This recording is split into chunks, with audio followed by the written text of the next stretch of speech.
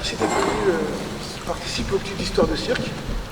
L'histoire est toute bête, toute simple. On va avoir 30-40 minutes. Ah, je ne parle pas assez fort, on me fait signe, est-ce que vous m'entendez? Oui. On va avoir 30-40 minutes ensemble pour que Aude et Christophe puissent nous raconter leur histoire, leur parcours d'artiste. Dans un premier temps, ils vont se raconter, et puis forcément, on a très envie, vu ce qu'on vient de vivre ensemble grâce à eux, nous raconter aussi cette rencontre qui est assez récente, même toute récente, et qui vient de naître quelque chose de fort joli. Et merci beaucoup. C'est à vous la parole. Merci beaucoup. Alors, je vais commencer parce que Christophe, il est très galant. Et il parle beaucoup, donc... Ah, je vais parler un peu plus fort. Alors, du coup, moi, je m'appelle Aude Rosset. J'ai commencé le cirque à Amiens, en fait. J'ai commencé en loisir à Amiens. J'avais commencé d'abord par la gymnastique. Et quand j'ai eu 15 ans, que j'étais du coup au collège et qu'il fallait passer au lycée, j'avais très envie de quitter Amiens et de faire quelque chose avec mon corps, mais de façon intensive. Et c'est ma maman qui a trouvé l'école de Châtellerault, qui est un lycée cirque. Et à l'époque, il n'y avait pas trop internet et tout ça, donc du coup, j'y suis allée. Je me suis dit, bon, si ça marche, j'irai dans cette école. Et ça a fonctionné, donc j'ai fait l'école de Châtellerault, qui est en fait un lycée cirque avec une grosse option cirque. Et là-bas, donc j'ai fait une année, j'ai essayé un peu tous les cirques que j'avais commencé à Amiens, mais vraiment en loisir, j'avais fait une petite année, quoi. Et donc j'ai découvert le cirque plutôt là-bas à Châtellerault et je faisais de la gym, mais je voulais éviter tout ce qui ressemblait à la gym. Alors c'était pas le trapèze parce que ça ressemblait trop à la barre, c'était pas l'acrobatie parce que du coup... Et à l'époque, il y avait deux personnes, c'était des garçons qui faisaient du machinois. Et le machinois, pour le coup, j'en avais jamais vu. Et voilà, sauf que c'était pas vraiment un truc pour les filles à l'époque. Et j'avais pas trop osé dire que j'avais envie de faire ça. Et finalement, il y a un professeur qui m'a dit vas-y, essaye. Donc j'ai essayé le machinois. Et en fait, ça m'a plu. Et ce qui m'a plu surtout, c'est qu'à ce moment-là, on pouvait tout inventer en fait. Il y avait vraiment. Moi, j'avais un professeur, Fabrice Berthet, qui maintenant travaille dans les grandes écoles aussi, qui m'avait dit, lui, il n'avait jamais donné de cours non plus au machinois, c'était vraiment assez neuf. Il m'avait dit, t'es une fille, tu vas faire autrement. Tu vas trouver ton écriture. Donc le premier guide que j'ai eu, c'était ça. Et en parallèle, donc du coup, pendant mon cursus à Châtellerault, j'ai commencé aussi un peu la danse avec une chorégraphe qui s'appelle Véronique Asensio et qui m'a appris à avoir du sensible dans le mouvement, pour faire simple. Et du coup, j'avais ces deux choses en parallèle et le machinois que je pouvais découvrir un peu comme je le souhaitais, avec un apprentissage technique et en même temps, je faisais le grand écart parce que c'est un truc qui se faisait pas à l'époque et j'étais une fille, donc on essayait des trucs, bon voilà. Et la danse qui vraiment commençait à me toucher. En fait, il y avait quelque chose, alors j'avais les épaules déjà, c'était de la danse classique, donc vraiment j'étais toute coincée et tout ça. Mais ça me plaisait. Et après cette école-là, j'ai été à l'école de Châlons-en-Champagne, qui est une école supérieure, c'est l'école nationale des arts du cirque à Châlons. Et c'est une école diplômante. Quand on sort de là, on est professionnel en fait. Sauf que j'étais un petit peu jeune et les directeurs, ils étaient deux à l'époque, m'ont dit tu viens, mais tu vas rester un an en plus parce que tu es un peu jeune. Donc plutôt que de passer par Rony, qui est une école un peu préparatoire à cette école, tu vas rester un an en plus. Et donc j'ai fait une année et ma deuxième année à Châlons, j'ai découvert l'Inde en fait, les vacances qui étaient juste avant. Et l'Inde m'a fait découvrir un art martial qui s'appelle le Kalari Payat. Donc c'est un des premiers arts martiaux à avoir existé en fait. Je ne pense pas que vous connaissiez le Kalari Payat, peut-être que si, après tout. Et j'ai eu envie d'aller apprendre le Kalari Payat en Inde. Donc j'ai fait une demande auprès de mon école pour partir 2 ans en Inde.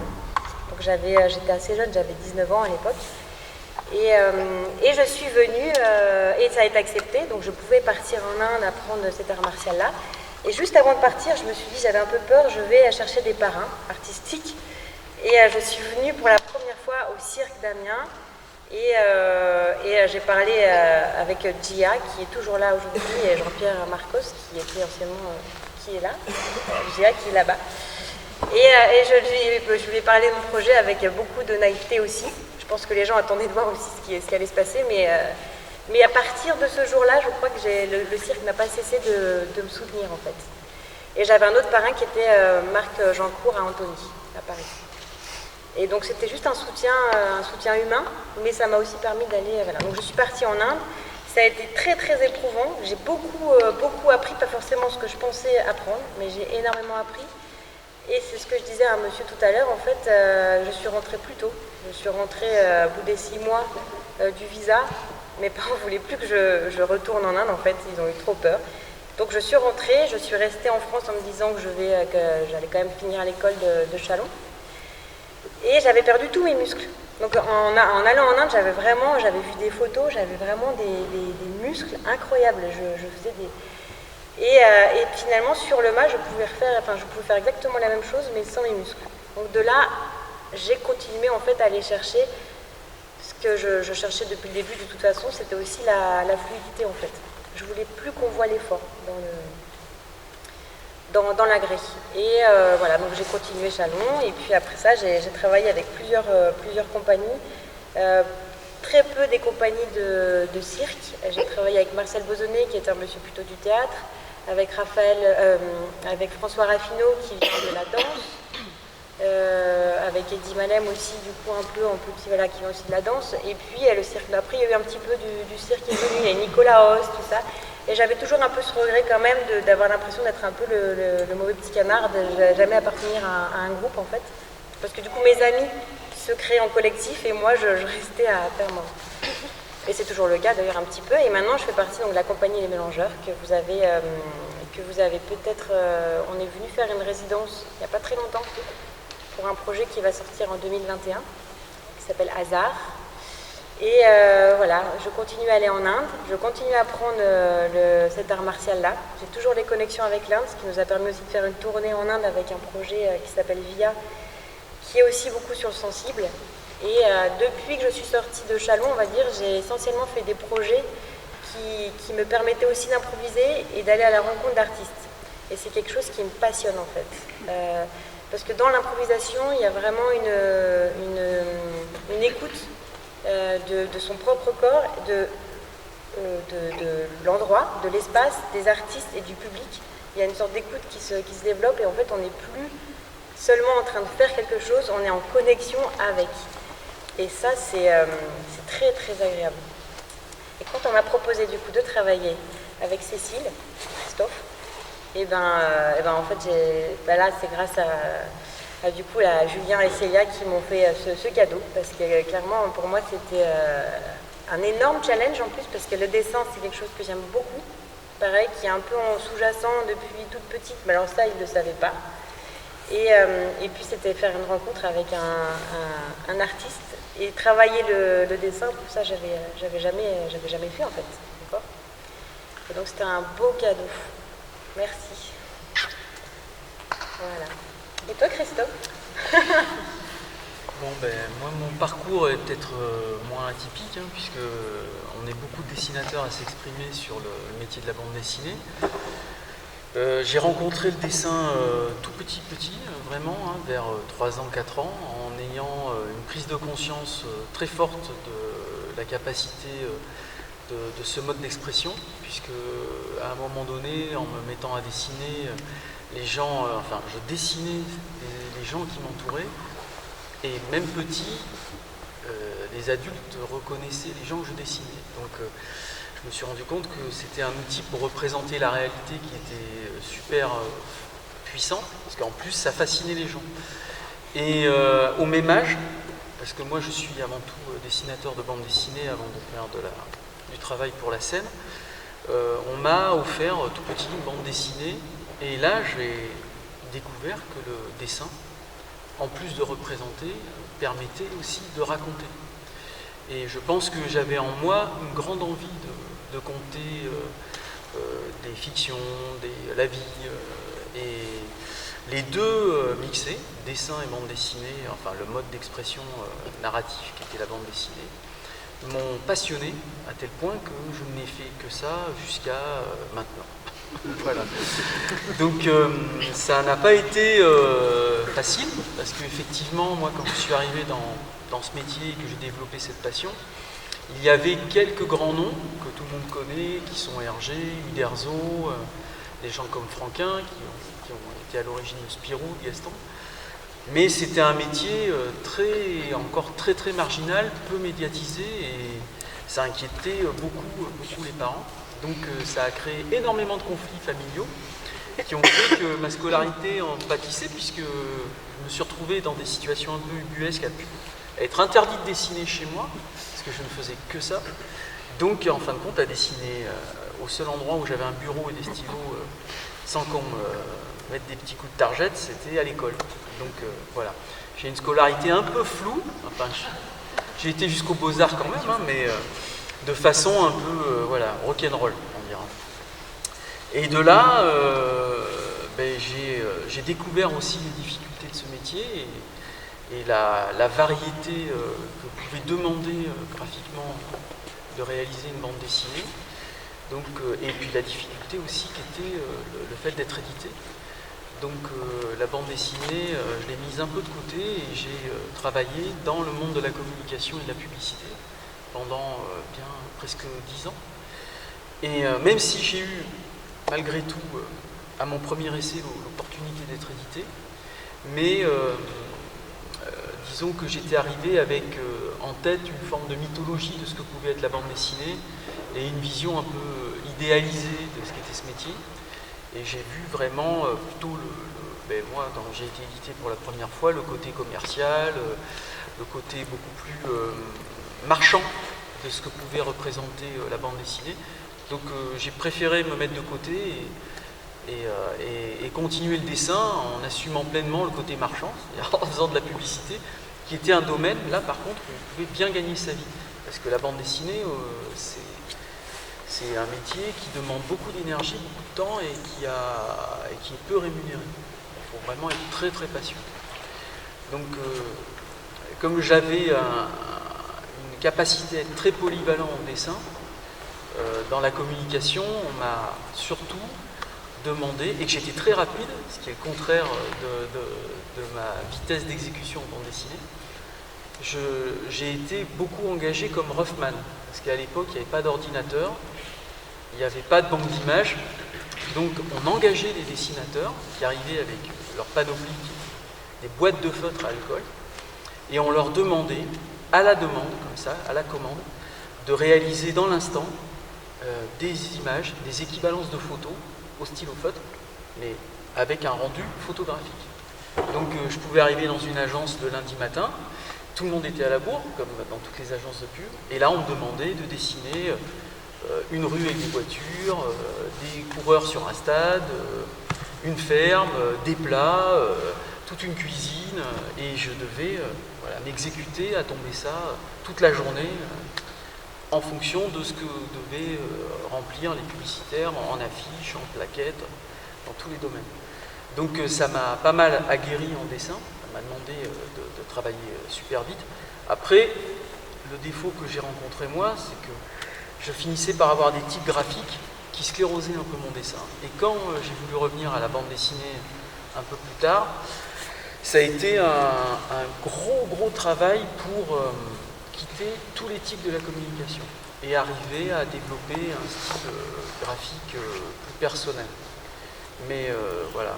Et là, j'ai eu la chance encore de trouver un éditeur qui a été emballé par ce que je faisais et d'avoir de suite, coup de bol, été remarqué par le milieu des libraires, par le milieu éditorial et donc de pouvoir avoir une place assez clairement déterminée dans le métier, sans trop galérer, en ayant des formes contractuelles correctes qui permettent de vivre. Donc là, maintenant, je me consacre pleinement à ce métier.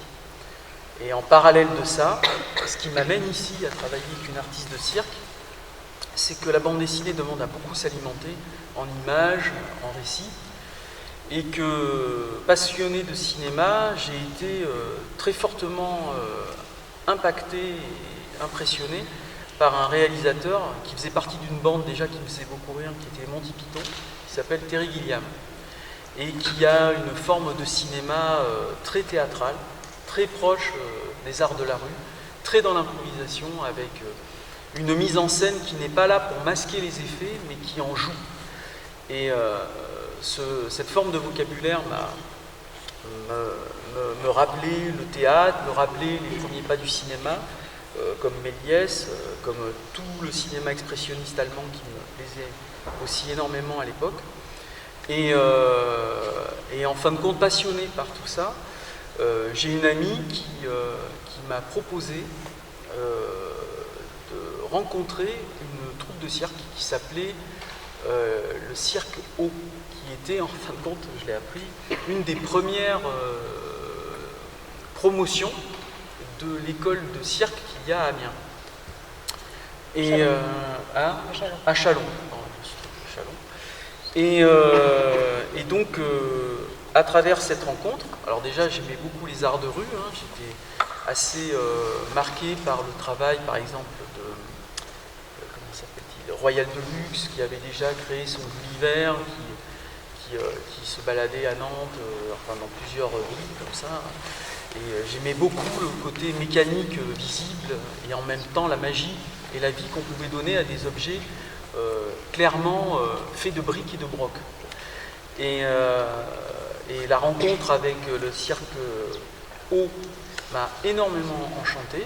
La preuve, c'est que de suite, en voyant l'ensemble de leurs numéros, je suis rentré chez moi et j'ai dessiné la plupart des numéros pour les mémoriser, pour garder les idées. Et j'ai été les voir plusieurs fois et je leur avais demandé si je pouvais les suivre en fin de compte et essayer de bâtir une forme de bande dessinée reportage autour de leur travail.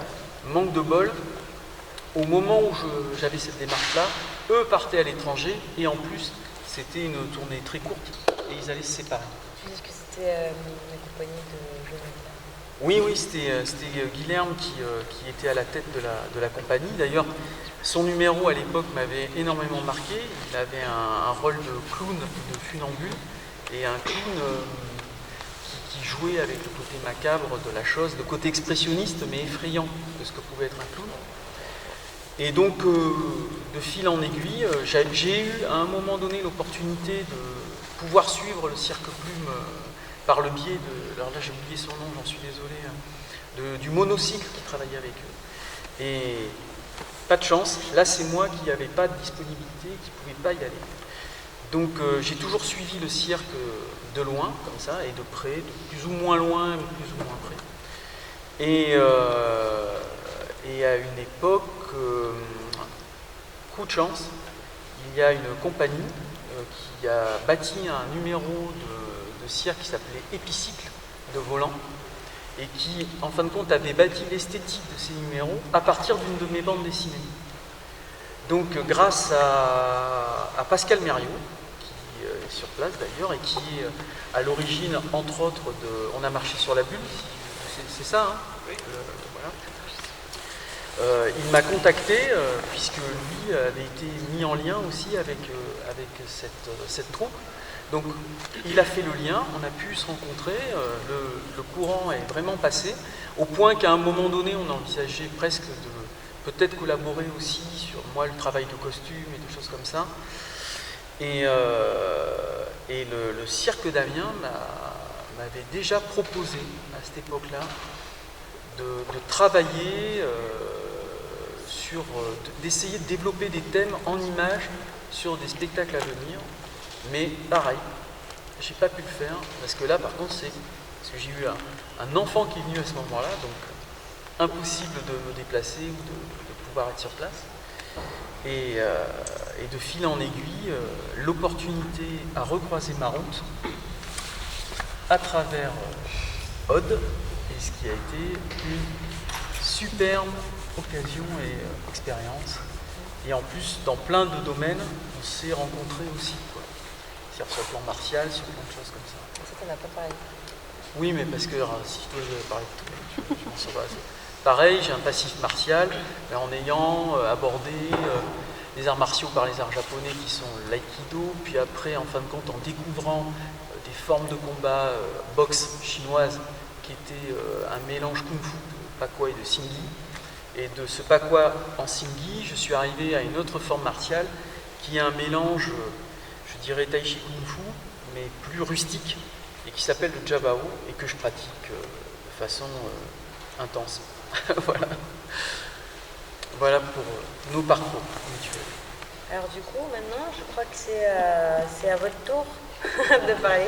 Vous pouvez, si j'ai bien compris, nous poser des questions. Peut-être plus par rapport à ce qui s'est passé, si vous avez envie, hein, il n'y a rien de forcé. Hein. Ce qui s'est passé ce soir. Voilà, ce que vous avez vu ce soir.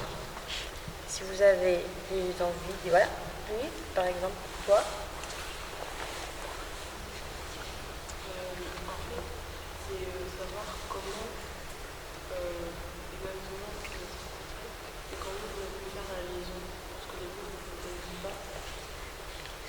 Comment on a pu la question peut-être. Voilà. Comment vous vous êtes rencontrés, comment vous avez fait la liaison puisque vous vous connaissez. Est-ce que tu veux ouvrir le feu, les balles, comme tu veux. Je lance? Si tu veux. Alors, effectivement, on ne se connaissait pas. Et par contre, on nous avait dit que Aude pratiquait Kalarippayattu. voilà, et que moi je pratiquais le Jabao. Donc en fin de compte, on avait un point commun qui était les arts martiaux. Mais pas les mêmes quand même. Pas les mêmes, non. Toi, indien et moi chinois. Et donc, sur le moment, ça m'a hyper séduit. Donc je me suis dit, cool, je vais pouvoir même être sur scène. Si ça se trouve, on va pouvoir combiner dessin et corps. Donc, pour pouvoir mettre ça en place, je me suis dit, je vais contacter Aude, je vais l'appeler et je vais lui demander ce qu'elle pratique, si c'est possible, et aussi, surtout, essayer d'échanger comme ça, oralement, des envies, des idées. Et donc, on a commencé à communiquer, moi en envoyant des dessins. Il faut quand même savoir que Christophe n'a pas de portable. Ah oui, c'est vrai. On a réussi à le savoir au téléphone de temps en temps.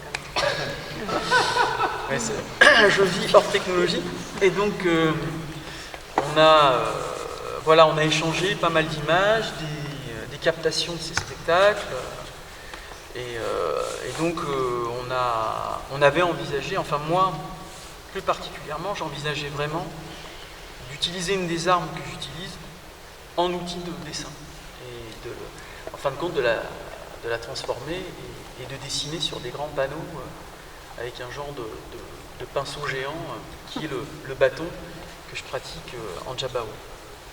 Et donc j'étais parti sur plein de trucs comme ça. Et en mai, j'ai eu la bonne idée de partiellement me sectionner un tendon à un bras, ce qui est assez moyen quand même. Donc pour dessiner, c'était pas toujours évident, mais pour le spectacle, c'était mort. Je ne pouvais pas être un corps et un dessinateur à la fois. Et donc là, ça a tout changé. J'étais un peu éthéré dans les idées et je me suis dit que on verrait bien et que ça allait jouer dans le feeling qui allait se passer dans la rencontre réelle. Et pour toi? Bah ouais, du coup en fait ça se fait vraiment à l'improvisation. C'est comme quand tu connais pas quelqu'un et que finalement tu vas à la rencontre d'une personne. Donc ça, on a commencé par beaucoup de dessins. C'est lui qui a commencé par beaucoup travailler parce qu'en fait on imaginait des histoires, on se racontait des histoires. Hein, et ce qui est génial, c'est que lui, il peut vraiment tout dessiner. Donc en fait, tout ce que moi je pouvais avoir en tête, lui dessiner. Donc, et en plus, il n'est pas avare en production. Donc il a énormément produit. Moi, j'ai un peu joué avec ça. C'était assez magique en fait d'avoir. Et puis après, quand on fait ça, tu sais vraiment pas où tu vas aller. Donc on avait envie d'avoir des sortes de directions. On a eu des histoires qui sont écrites, qui ont été réécrites, qui sont transformées, des personnages qui ont commencé à naître. Il arrivait aussi avec une envie, il y avait les chevaux, il y a plein de choses comme ça qui étaient là. Et en fait, tout se transforme parce que du coup, on arrivait après dans l'espace hier. Hier, on a eu l'écran, mais finalement, tout ce qu'on avait un peu imaginé en histoire, comme raconter un peu une histoire, ça s'est transformé en direct en fait. Tu peux pas vraiment dire comment les choses se passent, mais t'as pas le choix. C'est comme de faire un gâteau, on a des ingrédients, et puis on goûte, puis après on en fait un autre, je sais pas, voilà. Et du coup, je pense que c'est aussi un peu c'est un peu, voilà, il y a deux personnes qui créent une rencontre. Et enfin deux en tout cas, il y a, voilà, et puis il y a un peu une odeur comme ça, une intuition. Et j'imagine que bah, ça peut marcher ou pas marcher. Mais il y avait beaucoup d'envie dès qu'on a commencé à travailler à travers le dessin et les récits que tu pouvais raconter ou que je pouvais raconter. On était dans l'envie, quoi qu'il en soit, de raconter une histoire. Et on a très vite compris qu'on ne pouvait pas rentrer que dans des notions abstraites de dessin qui seraient à côté d'une performance physique. Et donc, on s'est mis à travailler sur plein de récits, sur plein d'histoires. Alors, il y avait des fois, on écoutait des musiques, Aude racontait et moi je dessinais l'histoire. Et après, on l'étalait et on regardait, on faisait des sélections. Moi, il y avait des fois, je m'isolais, je racontais une longue histoire, je la posais à plat sur l'ensemble des tables. Et on la mettait un peu de côté aussi, mais on prenait encore des personnages. Et après, on a marié plusieurs personnages, on les a liés dans un récit. Et effectivement, quand on est arrivé face aux contraintes techniques, face au temps, face à ce qu'on a découvert aussi de chacun, quand on se mettait à dessiner en très grand, quand un corps évoluait en direct, on s'est rendu compte que toutes les intentions qu'on avait, elles étaient entièrement à revoir. Donc on a tout remis de côté et on a gardé un personnage. Et on ne savait pas si on allait l'utiliser. Mais en fin de compte, c'est autre chose. C'est plus les évolutions physiques de Aude qui ont fini par, en fin de compte, créer un lien, mais comment dire, ouais, ça te touchait très, très profondément en fin de compte. Et quand j'ai vu que le sujet de base était très incarné par elle, en fin de compte, j'ai mis mon dessin au service de cette envie. Ça servait à rien d'amener ou de rajouter, c'était très fort, donc il suffisait après de laisser courir le pinceau. Et comme c'était un mélange, c'était et une idée et en même temps c'était très très abstrait, c'est-à-dire c'était plus un travail autour d'une émotion. Donc en fin de compte, là il y avait un vrai chemin de liberté, mais quand même très contraignant parce qu'il ne fallait pas quitter cette émotion. Donc on a travaillé plus autour de presque de quelque chose qui est né par le travail de collaboration, ça a fait naître une émotion qu'on a mis en place. Juste un tout petit truc, en plus, peut-être que c'est un élément de la recette. Je pense que quand deux personnes passent beaucoup de temps ensemble, même si on échange, on parle de choses et d'autres et tout ça, en fait, on se rencontre. Et du coup, il y a comme le physique qui se rencontre, en fait. C'est-à-dire que finalement, quand on se retrouve sur scène, si on n'est plus habitué en fait à l'autre, on se connaît. Il y a quelque chose comme ça qui fait qu'on se connaît et on peut plus facilement aussi se mettre à l'écoute. C'est comme Et puis comme on se met en danger et qu'on doit se donner sincèrement, on ne peut pas se masquer. C'est-à-dire qu'on voit très vite les humeurs de l'un, les humeurs de l'autre, la capacité de l'un, la capacité de l'autre. Voilà. Et en plus, c'est vrai que c'est en alternance, et heureusement, parce que ça équilibre. Et c'est vraiment ça, quoi. C'est-à-dire qu'on ne peut pas se mentir. On est obligé de montrer ce qu'on sait faire, et les champs qui limitent le tout se voient très vite, de suite.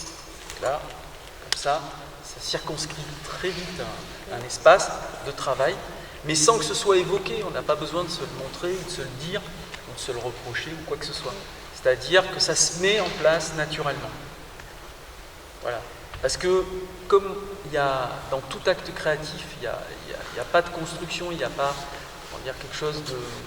On n'était pas dans une démarche de vouloir créer quelque chose de séduisant. On voulait créer quelque chose de profond, de sincère. Donc, on était à 100%. On aurait pu être plus en distance, plus dans l'artifice, alors que là, on ne l'a pas été, quoi. On a donné tout ce qu'on pouvait.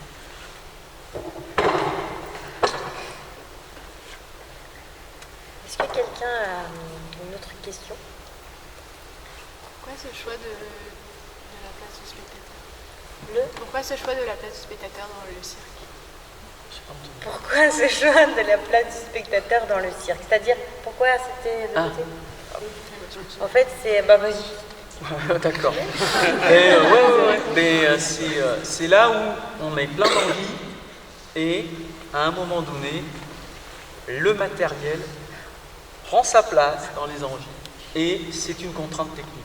C'est-à-dire que le système que l'on avait pour rétro-projeter l'image aveuglait les gens qui étaient face à eux. Donc, on a réussi par un procédé à mettre de côté le rétroprojecteur, projeté en biais, tout en mettant l'image le plus droit possible. On ne pouvait pas projeter dans le dos du spectateur parce qu'en fin de compte, ça projetait l'ombre et les performances de Odd qui finissaient par en fin de compte être un parasite plus qu'une conjugaison avec le dessin. On aurait pu essayer de construire, mais ça devenait trop contraignant. Et on a travaillé en frontal au début, et dès qu'on a établi des choses, on s'est rendu compte que tout ce qu'on avait fait en frontal, ça ne marchait pas. Donc, parce qu'on aveuglait tout le public. Donc, il a fallu structurer la salle pour que les gens puissent et voir et apprécier sans être aveuglés. Voilà, par exemple. C'était un peu pareil, hein. Donner du hasard. On n'avait pas vraiment, on avait plutôt construit en face en fait.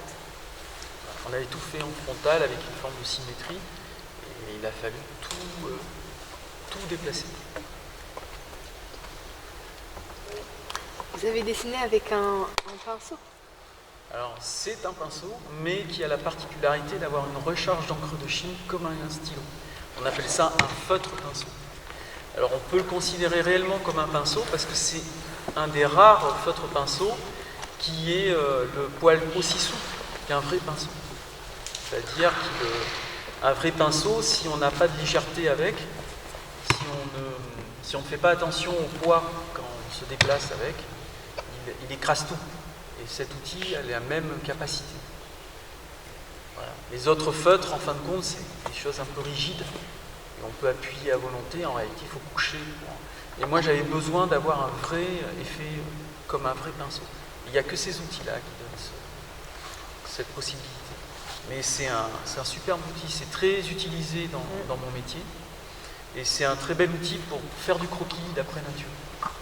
Parce qu'en fin de compte, il offre toutes les possibilités. Avec un pinceau, on peut faire des choses très lourdes, très grasses, jouer sur les contrastes et avoir la légèreté d'une plume. D'une plume, j'entends l'outil, la plume, qui peut poser un trait uniforme, comme par exemple dans Tintin, tous les traits, tu sais, le dessin Tintin est très filaire, c'est fait à la plume.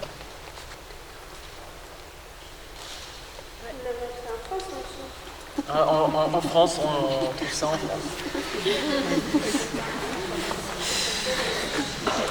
Mais il a quand même une particularité, ce pinceau, je trouve. Ouais. C'est au revoir.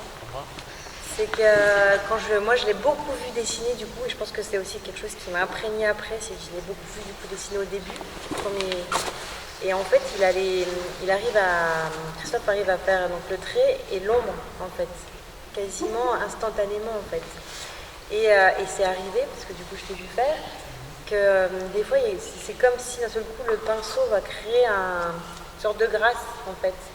C'est comme si c'était à travers même lui, c'est l'habitude aussi de dessiner peut-être un mouvement de corps, ça. Et comme par grâce, il y a l'ombre, il y a un trait, il y a le stylo. Ce qu'il a dit aussi une fois, c'est qu'à un moment donné, presque il manque de l'encre pile au bon moment.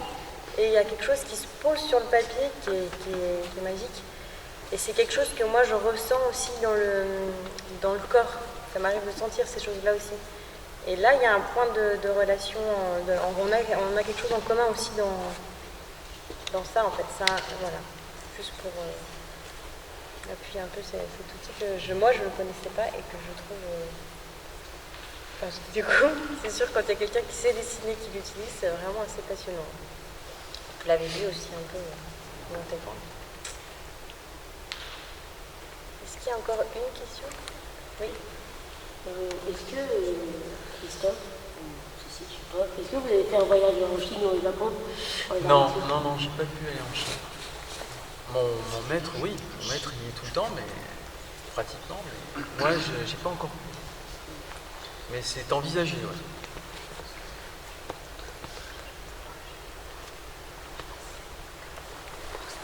Est-ce qu'il y a une autre question? En tout cas, je remarque que vous venez de l'école d'art, c'est ça aussi? Non, en tout cas, les jeunes, ils sont très... Ouais. Dans l'occupation que vous avez autour du mât, vous avez choisi de ne pas mettre de tapis, de mettre une lumière rectangulaire juste devant le mât. Il y avait une idée derrière tout ça? Ouais, ça. En tout cas, les tapis, ça c'est vraiment quelque chose que j'aime pas, parce que pour le coup, vraiment, on a dans le côté... ou alors, il faut vraiment jouer avec le tapis, c'est autre chose. Là, c'est pas ce qu'on voulait raconter, on voulait pas parler du risque de cette façon-là, en tout cas. Moi, j'ai quasiment jamais de tapis souvent. Et le carré, en fait, c'est venu quand on a travaillé les lumières. En fait, on est venu quand il faisait les lumières. Et c'est vrai que on faisait les choses, mais à chaque fois, c'est venu un peu comme ça en hasard au début. Puis après, Christophe, il dit, mais c'est bien, le côté carré, on va le garder. Et il y a cette idée de carré de BD, en fait. Donc nous, ce qu'on faisait, c'était très rond, très arrondi, et moi, très dans des angles vraiment ronds. Et lui, quand il dessine, et moi sur le mât. Et ce carré, c'était un peu nos cases de... C'était une forme de pendant à l'écran, enfin. C'est-à-dire, il y a un corps qui évolue dans un carré et un pinceau qui évolue, voilà, dans un parallélépipède, et là aussi. Donc en fin de compte, ça structurait que des rondeurs et des souplesses en permanence. Et même si comme on a été très serré dans le temps, mais on s'est dit qu'on aurait pu même structurer l'espace, en fin de compte, avec beaucoup d'effets de carrés comme ça qui se superposaient et qui auraient symboliquement aussi... mais là, c'était même pas dans la lourdeur de vouloir symboliser la bande dessinée, mais c'était plus l'idée d'avoir des structures très fortes sur des mouvements très doux. Voilà, et de jouer sur ces contrastes. C'est-à-dire un trait d'encre sur un écran, on ne pouvait pas y échapper, il est obligé d'être là. Et donc ramener au sol toute cette rigueur-là, et comme ça permettait de conjuguer un corps qui évolue et un pinceau qui évolue. Ça crée du lien.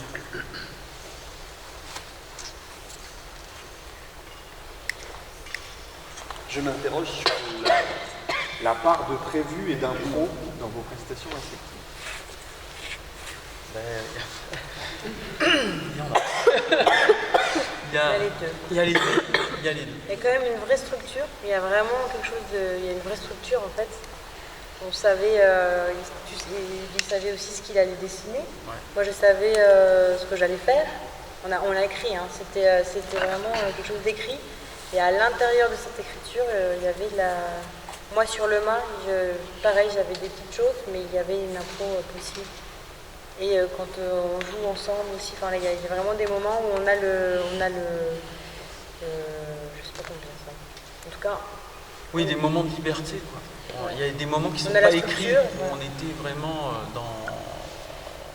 presque dans l'attente d'une inspiration sur le moment, quand elle allait générer des choses ou moins. Mais de toute façon, le dessin est toujours une forme d'improvisation. Parce que l'outil aussi ne réagit pas de la bonne façon. Il y a des moments où on a travaillé ensemble et où mon outil était tout à fait comme il fallait. Il a répété toujours les mêmes frottés sur 3-4 expériences d'un même dessin. Et puis, au moment d'un filage, c'est tout le contraire. C'est-à-dire, il n'y a plus de graphisme, c'est un trait lourd, c'est noir. Et là, ça change toute la structure du dessin. On ne peut plus parcourir de façon très lâchée, on est obligé de beaucoup plus structurer, ralentir le mouvement. Donc, toute cette improvisation dans le dessin, là, je fais en fonction de ce que l'outil veut bien me laisser faire. Donc, je dois m'adapter à l'outil. Même si, dans le dessin, au quotidien, je suis chez moi, je peux gommer, refaire, et donc contraindre l'outil, dans un direct, je suis obligé de m'adapter à lui. Et c'est comme ça, de toute façon, c'est à travers cette petite marge d'improvisation où on peut se mettre à l'écoute en fait. où on peut jouer vraiment sur un temps réel, parce que là on est sur le spectacle, enfin, on fait du spectacle vivant, donc on est vraiment sur un temps réel aussi d'un état en fait, d'un état de tout quoi.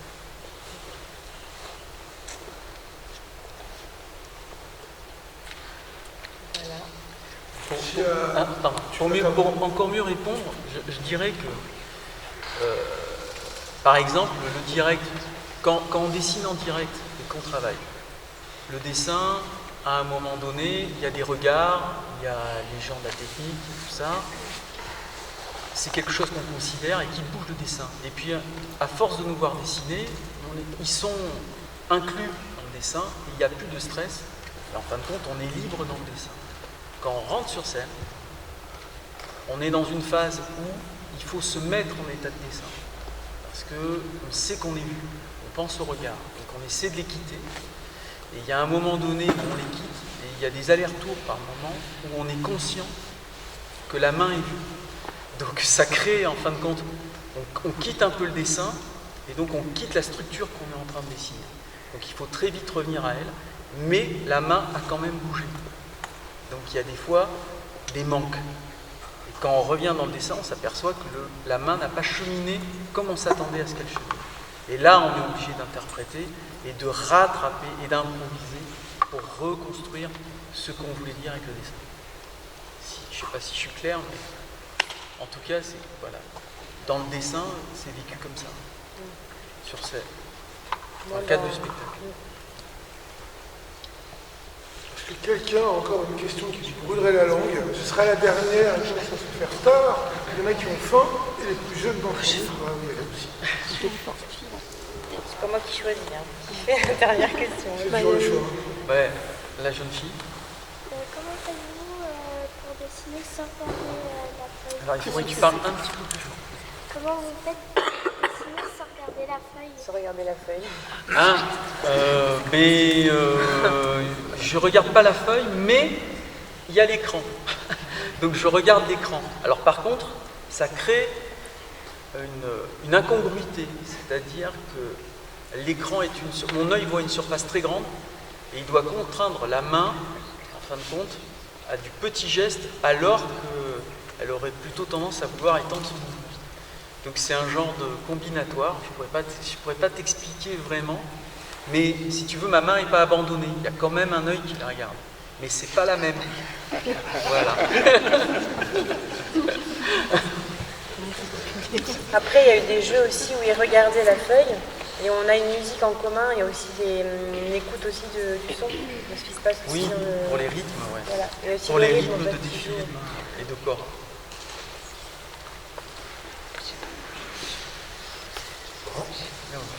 Christophe Léon, merci. Merci beaucoup.